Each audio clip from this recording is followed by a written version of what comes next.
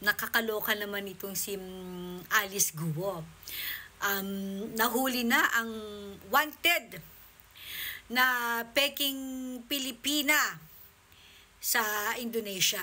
And salamat sa pakikipagtulungan ng Bureau of Immigration, NBI, and of course, ang Indonesian police officers. Okay? Wala kang kinalaman dito, Abalos, at saka itong si Marbil. Sa totoo lang, para kayong mga gago. Alam mo yun? May pa-picture pa with Alice Guo. Parang si Sanchay ito kasama si Dao Mingse at saka si Watsley. Anyway, no, sinabi naman ito si Dao Mingse, si Abalos ng Yue, na Addictus Benedictus, na nakausap na nga nila si Alice Guo, si Sanchay, na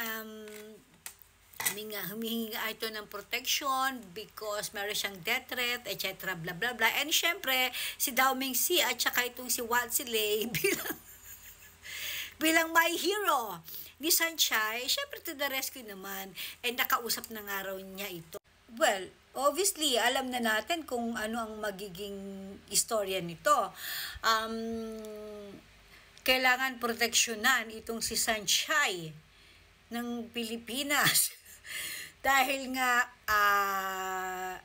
meron itong death threat from the Chinese mafia or syndicates or kung ano man tawag sa mga Chino na yan, na syempre, ang ending niyan, si former PRRD pa rin.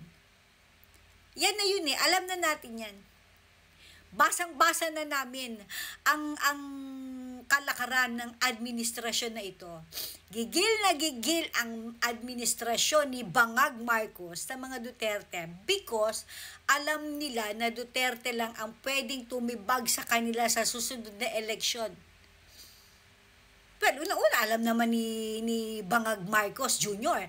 na hindi siya mananalo without the Dutertes.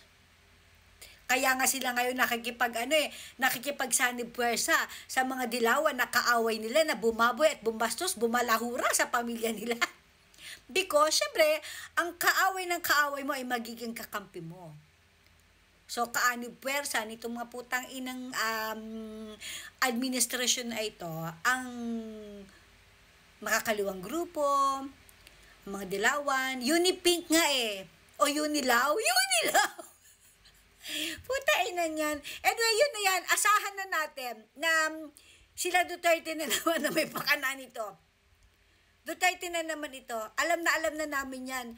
So, Sanchay, good luck to you. Dao Mingse and what's the name? Ang tsatsaka nyo. Oh my God. Let's just pray na matapos din ang kalokohan ng administrasyon na ito. Remember, katulad ng dilawan, ang kasamaan mong hayop ka ay may katapusan.